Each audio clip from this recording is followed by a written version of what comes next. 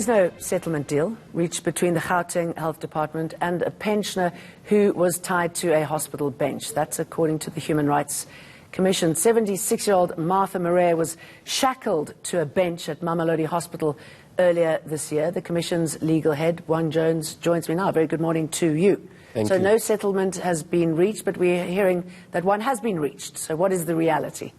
Well, we engaged in a series of discussions with the Department of Health with a view to amicably settling this matter. The first mediations session started on the 20th of September this year, and this mediation session was facilitated by a retired judge where a number of demands were made on behalf of the victim. The Commission is acting in a representative capacity for Mrs. Marais in the matter, and the department, through their legal representatives, made a number of submissions which were confidential in nature. And we were taken aback yesterday when our attention was drawn to media reports that there's a settlement. And as far as we are concerned, there is no settlement, but we are still keen to settle this matter amicably with the department. So any idea what drove them to say that? What do you think they're trying to achieve by announcing that? We don't know what they are trying to achieve, but we have since written to the department to ask them to confirm whether the statements attributed to the spokesperson are indeed the position of the department. We also expressed our serious misgivings about the manner in which this matter has been handled, because we didn't want to engage publicly about this important process of seeking to settle this matter.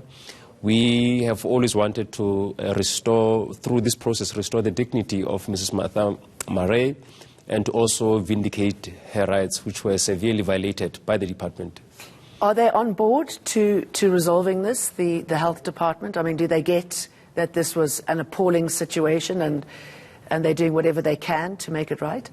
Well, there has always been a commitment on the part of the department to resolve this. The MEC has made a number of undertakings in order to ensure that this matter is addressed. However, the family is still concerned that those who are responsible for this conduct, who subjected Mrs. Marais to this inhumane and degrading treatment, have not faced any disciplinary steps from the department. It's something that we are going to follow up, because the family has also laid criminal charges against these persons or health officials. And the view of the family is that the officials and the department have failed a moral test, because the view is that we should treat persons who fall in the vulnerable category differently. So why have they done nothing? I mean, does that suggest that they don't think that there's anything wrong in what happened? I mean, what a horrific message to everybody out there. Well, there was an internal investigation that was initiated. We have a copy of the provisional report, but we have not yet seen the final report into this matter. The family is still in the dark as to what steps or remedial actions the department has taken in order to ensure this does not happen again, and something that we are going to follow up as the Human Rights Commission. And what do you want? What do you see as fair?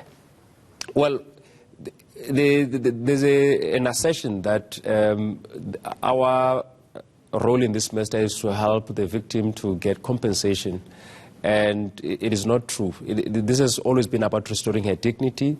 This has always been about asserting the rights of vulnerable groups and ensuring that the department fulfills its constitutional and legal obligations to people who cannot afford private health care. All right, I mean, while we've got you here, the HRC is investigating you into your conduct when it comes to Etzebeth. What is the latest on that?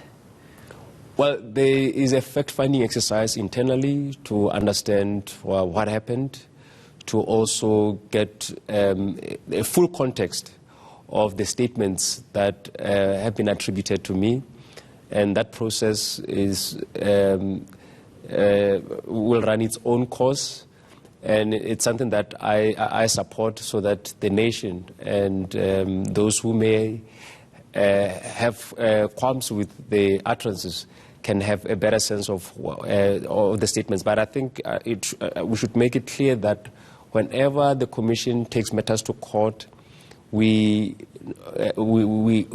we take sides or take matters to court, we no longer remain impartial because we are now securing appropriate redress for someone whose rights has been violated. And there has been a misunderstanding. Did you take sides? Well, the moment we take steps to secure appropriate redress, we have taken sides because in our view, we believe there's a prima facie case. So once we believe there's a prima facie case, we then have to actively and unequivocally promote and protect the interests of the victims of human rights violations. Bung Jones, thank you very much.